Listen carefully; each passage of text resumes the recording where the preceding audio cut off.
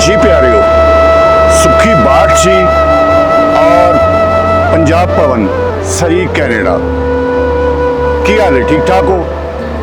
एक इदारा एक शख्सियत ਉਹਦੇ बारे गल होएगी और इन्हां दा जोड़ मेल की है, इन्हां दा तलक की है और इन्हां दा काम की है।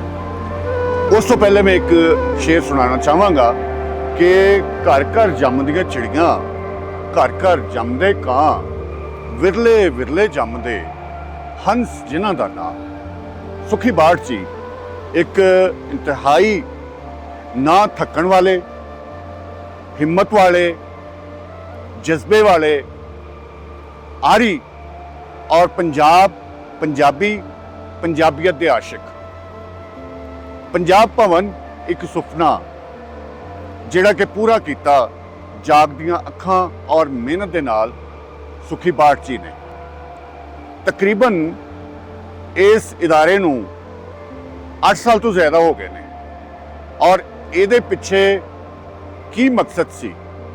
पंजाब भवन कैनेडा विच उत्थे जाके एडा वड्डा इदारा क्यों बनाया गया? हाँ, एक ऐसा शख्स जो कैनेडा पढ़न वास्ते, रोजी रोटी वास्ते गए और जिन्हां ने दिल ला के मेहनत की, मेहनत दे नाल नाल उन्हां नूं एक ऐसा मौका मिलिया जिहड़ा कि उन्हां दी अपनी मातृ भाषा, मादरी जुबान नाल जुड़िया सी। सो उन्हां दा रोजगार अपनी जुबान नाल जुड़ गया। पंजाबी जुबान ने जो मान सत्कार पंजाबियां नूं बख्शिया है, पंजाबियां दा सिर उच्चा किया है पंजाबी विरसे ने, ओह ही कर्ज लाण वास्ते बहुत घट लोग हुंदे ने जो अपनी मातृभूमि, मातृभाषा दा कर्ज लांदे ने। उन्हां वड्डे लोकां विचों एक सुखी बाट जी, जिन्हां ने पंजाबी दे वधा वास्ते, पंजाबी साहत, कला, वसेब, रैतल और लिटरेचर दे वधा लई एक बहुत वड्डा इदारा बनाया जिहदा नाम रखिया पंजाब भवन, यानी कि पंजाबियां दा अपना इदारा। सुखी बाट जी की मैं गल कर रहा सी कि उन्हां दा रोजगार जुड़ गया अपनी जुबान दे नाल। हर पंजाबी नूं ते अपनी माँ बोली नाल प्यार है, लेकिन शायद अपनी माँ बोली वास्ते कुछ करना बहुत घट लोगों के नसीब च हुंदा है। ये वो खुशकिस्मत, खुशबख्त इंसान ने जिन्हां दे हिस्से ये सेवा आई कि अपनी माँ बोली वास्ते कुछ करन। पंजाब भवन बन गया। पंजाब भवन दे विच बहुत सारे प्रोग्राम हुए पंजाबी वास्ते, पंजाबी लिटरेचर वास्ते, और हर पंजाबी दा पूरी दुनिया च बैठे दा एक सुपना बन गया कि असी एक बारी पंजाब भवन जरूर चाहिए।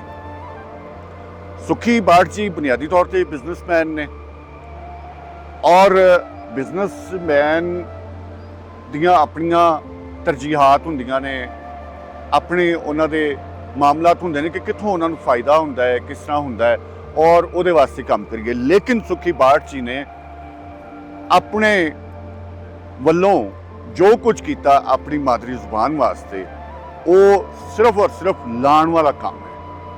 हालांकि कोई भी बिजनेसमैन किते ऐसी जगह ते इन्वेस्टमेंट नहीं करता जिथों उन्होंने लोभ ना होवे, कोई रिटर्न ना होवे, लेकिन बाट जी ने पंजाब भवन बना के अपनी माँ बोली का कर्ज लाने की कोशिश की और मैं समझना है कि पंजाब भवन पूरी दुनिया च इस वेले पंजाबियां दी अख दा तारा है।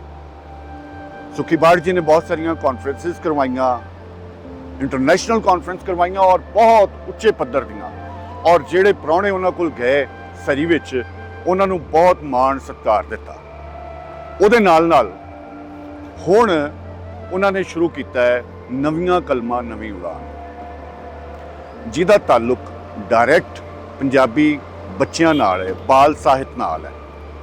और बाल साहित इंतहाई जरूरी ये मैनूं उदों महसूस होया कि मैं एक छोटा जिहा वर्कर हाँ पंजाबी का, मैं भी जो ਤਿਲ ਫੁੱਲ ਹੈ ਨੇ, ਸਰ ਕੁਝ ਹੁੰਦਾ ਹੈ, ਜ਼ਰੂਰ ਕਰੀਦਾ ਹੈ। ਲੇਕਿਨ ਮੈਂ ਸਮਝਦਾ ਕਿ ਅਸਲ ਕੰਮ ਇਹ ਸੀ, ਕਿਉਂਕਿ ਬੱਚੇ ਆਪਣੀ ਜ਼ੁਬਾਨ ਤੋਂ ਦੂਰ ਹੋ ਰਹੇ ਸਨ, ਉਹਨਾਂ ਨੂੰ ਆਪਣੀ ਜ਼ੁਬਾਨ ਦੇ ਨਾਲ ਜੋੜਨਾ, ਉਹਨਾਂ ਨੂੰ ਆਪਣੀ ਧਰਤੀ ਦੇ ਨੇੜੇ ਲਿਆਉਣਾ। ਕਦੋਂ ਧਰਤੀ ਨੇੜੇ ਆਣਗੇ? ਜ਼ੁਬਾਨ ਇੱਕ ਸੰਘਣਾ ਰੁੱਖ ਹੈ ਜਿਹਦੀਆਂ ਜੜ੍ਹਾਂ ਧਰਤੀ 'ਚ ਨੇ। ਜਦੋਂ ਤੱਕ ਉਹਦੀ ਛਾਵੇਂ ਨਹੀਂ ਬਹਿਣਗੇ, ਉਹ ਧਰਤੀ ਨਾਲ ਜੁੜ ਨਹੀਂ ਸਕਦੇ। ਸੁਖੀ ਬਾਟ ਜੀ ਨੇ ਨਵੀਆਂ ਕਲਮਾਂ ਨਵੀਂ ਉਡਾਨ ਐਸਾ ਸੋਹਣਾ ਟਾਈਟਲ ਵੀ ਦਿੱਤਾ, ਔਰ ਐਡਾ ਵੱਡਾ ਕੰਮ ਹੈ ਕਿ ਜਿਹਦੇ ਨਾਲ ਮੈਂ ਤੇ ਇੱਥੇ ਬਹੁਤ ਫਰਕ ਵੇਖ ਰਿਹਾ। ਮੈਂ ਆਪਣੇ ਲਹਿੰਦੇ ਪੰਜਾਬ ਵਿੱਚ, ਪਾਕਿਸਤਾਨੀ ਪੰਜਾਬ ਵਿੱਚ ਜਿੰਨਾ ਵੀ ਹੁਣ ਤੱਕ ਹੋਇਆ, ਉਹਦਾ ਬਹੁਤ ਸੋਹਣਾ ਮੈਨੂੰ ਰਿਜ਼ਲਟ ਮਿਲਿਆ, ਕਿਉਂਕਿ ਬੱਚਿਆਂ ਨੇ ਪੰਜਾਬੀ ਪੜ੍ਹਨੀ ਸ਼ੁਰੂ ਕਰ ਦਿੱਤੀ ਹੈ, ਪੰਜਾਬੀ ਲਿਖਣੀ ਸ਼ੁਰੂ ਕਰਤੀ ਹੈ। ਕਿਉਂਕਿ ਸਾਡਾ ਤਾਂ ਬਹੁਤ ਵੱਡਾ ਮਸਲਾ ਹੈ, ਚੜ੍ਹਦੇ ਪੰਜਾਬ ਵਿੱਚ ਤੇ ਪੰਜਾਬੀ ਰਾਇਜ ਹੈ, ਲਹਿੰਦੇ ਪੰਜਾਬ ਵਿੱਚ ਪੰਜਾਬੀ ਮੀਡੀਅਮ ਨਹੀਂ ਹੈ, ਮਾਧਿਅਮ ਨਹੀਂ ਹੈ ਲਿਖਾਈ ਪੜ੍ਹਾਈ ਦਾ। ਔਰ ਫਿਰ ਇਹਦੇ ਬਾਰੇ ਬੱਚਿਆਂ ਦੇ ਜ਼ਿਹਨ ਵਿੱਚ ਜ਼ਹਿਰ ਵੀ ਘੋਲਿਆ ਗਿਆ ਪੰਜਾਬੀ ਜ਼ੁਬਾਨ ਬਾਰੇ। ਸੋ ਨਵੀਆਂ ਕਲਮਾਂ ਨਵੀਂ ਉਡਾਨ ਦੇ ਜ਼ਰੀਏ ਜੋ ਸਾਨੂੰ ਨਤਾਇਜ ਚਾਹੀਦੇ ਸਨ, ਇਹ ਉਹਨਾਂ ਦਾ ਇੱਕ ਬਹੁਤ ਵੱਡਾ ਕਦਮ ਹੈ, ਇੱਕ ਬਹੁਤ ਵੱਡਾ ਪ੍ਰੋਜੈਕਟ ਹੈ। ਔਰ ਮੈਂ ਸਮਝਦਾ ਕਿ ਜਿੰਨੀ ਕੁ ਮਾਂ ਬੋਲੀ ਦੀ ਸੇਵਾ ਇਸ ਤਰ੍ਹਾਂ ਹੀ ਹੋ ਸਕਦੀ ਹੈ, ਉਹ ਹਮੇਸ਼ਾ ਯਾਦ ਰਹੇਗਾ, ਹਮੇਸ਼ਾ ਯਾਦ ਰਹੇਗਾ। ਬਲਕਿ ਸੁਨਹਿਰੀ ਅੱਖਰਾਂ 'ਚ ਲਿਖਿਆ ਜਾਏਗਾ ਕਿ ਸੁਖੀ ਬਾਟ ਜੀ ਨੇ ਉਸ ਵੇਲੇ ਬੱਚਿਆਂ ਨੂੰ ਆਪਣੀ ਜ਼ੁਬਾਨ ਵੱਲ ਲਿਆਂਦਾ, ਜਦੋਂ ਕਿ ਇੱਥੇ ਆਪਣੀ ਜ਼ੁਬਾਨ ਤੋਂ ਨਫ਼ਰਤ ਦਾ ਜ਼ਹਿਰ ਬੱਚਿਆਂ ਦੇ ਜ਼ਿਹਨਾਂ ਵਿੱਚ ਘੋਲਿਆ ਜਾ ਰਿਹਾ ਹੈ। ਪੰਜਾਬ ਭਵਨ ਸਰੀ ਕੈਨੇਡਾ, ਪੰਜਾਬ ਭਵਨ ਦਾ ਸਬ ਆਫਿਸ ਜਲੰਧਰ, ਚੜ੍ਹਦਾ ਪੰਜਾਬ। ਔਰ ਮੈਂ ਆਪਣੀ ਇਸ ਗੱਲਬਾਤ ਵਿੱਚ ਮੈਂ ਫਖਰ ਮਹਿਸੂਸ ਕਰਨਾ ਇਹ ਕਹਿੰਦਾ ਹੋਇਆ ਕਿ ਲਾਹੌਰ 'ਚ ਸਾਡਾ ਕਮਰਸ਼ੀਅਲ ਏਰੀਆ ਦੇ ਵਿੱਚ ਜਿਹੜਾ ਮੇਰਾ ਆਫਿਸ ਹੈ, ਮੈਂ ਉਹਦਾ ਇੱਕ ਹਿੱਸਾ ਪੰਜਾਬ ਭਵਨ ਪਾਕਿਸਤਾਨ ਤੋਂ ਵਕਫ ਕਰਨ ਲੱਗਾ ਹੈ, ਜਿੱਥੇ ਕਿ ਪੰਜਾਬ ਭਵਨ ਦਾ ਵਰਕ ਹੋਏਗਾ। ਔਰ ਇਹ ਟੋਟਲੀ ਤੌਰ ਤੇ ਅਸੀਂ ਇੱਥੇ ਜਿੰਨਾ ਵੀ ਕੰਮ ਕਰ ਰਹੇ ਹਾਂ ਵੋਲੰਟਰੀਲੀ ਕਰ ਰਹੇ ਹਾਂ ਪੰਜਾਬ ਭਵਨ ਵਾਸਤੇ, ਕਿ ਮੈਂ ਚਾਹੁੰਦਾ ਕਿ ਸਾਡਾ ਵੀ ਹਿੱਸਾ ਪਵੇ, ਅਸੀਂ ਵੀ ਜੋ ਹਿੱਸਾ ਪਾ ਸਕਦੇ ਹਾਂ ਏਡੇ ਵੱਡੇ ਕੰਮ ਵਿੱਚ, ਜੋ ਕਿ ਇੱਕ ਇਕੱਲਾ ਬੰਦਾ ਕਰ ਰਿਹਾ ਹੈ। ਉਹਨਾਂ ਦੀ ਟੀਮ ਬੇਸ਼ੱਕ ਉਹਨਾਂ ਦੇ ਨਾਲ ਹੈ, ਲੇਕਿਨ ਜੋ ਉਹਨਾਂ ਦੀ ਸੋਚ ਹੈ ਆਪਣੀ ਜ਼ੁਬਾਨ ਵਾਸਤੇ, ਆਪਣੇ ਲੋਕਾਂ ਵਾਸਤੇ, ਆਪਣੀ ਧਰਤੀ ਵਾਸਤੇ, ਉਹ ਬਹੁਤ ਵੱਡੀ ਹੈ। ਸੋ ਉਹਨਾਂ ਦਾ ਸਾਥ ਦੇਣਾ ਮੈਂ ਆਪਣਾ ਫਰਜ਼ ਵੀ ਸਮਝਣਾ ਹੈ, ਔਰ ਬਹੁਤ ਖੁਸ਼ੀ ਮਹਿਸੂਸ ਕਰਨਾ ਹੈ ਕਿ ਅੱਜ ਮੈਂ ਕਹਿ ਰਿਹਾ ਕਿ ਲਾਹੌਰ ਦੇ ਵਿੱਚ ਅਸੀਂ ਆਪਣੇ ਆਫਿਸ ਦਾ ਇੱਕ ਹਿੱਸਾ ਪੰਜਾਬ ਭਵਨ ਪਾਕਿਸਤਾਨ ਦੇ ਨਾਂ ਤੋਂ ਬਣਾ ਰਹੇ ਹਾਂ। ਔਰ ਉੱਥੇ ਵੀ ਜਲੰਧਰ 'ਚ ਵੀ ਬਹੁਤ ਸੋਹਣਾ ਕੰਮ ਹੋ ਰਿਹਾ, ਇੰਤਹਾਈ ਚੰਗਾ ਕੰਮ ਹੋ ਰਿਹਾ। ਉਹਨਾਂ ਦੀ ਟੀਮ ਹੈ, ਪ੍ਰੀਤ ਜੀ ਨੇ, ਪ੍ਰੀਤ ਹੀਰ ਜੀ ਨੇ ਬਹੁਤ ਮਿਹਨਤ ਕਰ ਰਹੇ ਨੇ, ਓਂਕਾਰ ਜੀ ਨੇ ਬਹੁਤ ਕੰਮ ਕਰ ਰਹੇ ਨੇ। ਸੋ ਇੱਥੇ ਵੀ ਅਸੀਂ ਜਿੰਨੀ ਸਾਡੀ ਟੀਮ ਬਣੀ ਹੈ, ਸਾਡੇ ਨਾਲ ਲੋਕ ਰਲੇ ਨੇ, ਉਹ ਵੀ ਬਹੁਤ ਮਿਹਨਤੀ ਔਰ ਕਾਬਲ ਲੋਕ ਨੇ। ਸੋ ਮੈਂ ਇਹ ਦੱਸਦਿਆਂ ਹੋਇਆਂ ਬਹੁਤ ਫਖਰ ਮਹਿਸੂਸ ਕਰ ਰਹੇ ਹਾਂ, ਚਾਅ ਮਹਿਸੂਸ ਕਰ ਰਹੇ ਹਾਂ ਕਿ ਅੱਜ ਪਾਕਿਸਤਾਨ ਵਿੱਚ ਵੀ ਪੰਜਾਬ ਭਵਨ ਬਣ ਗਿਆ।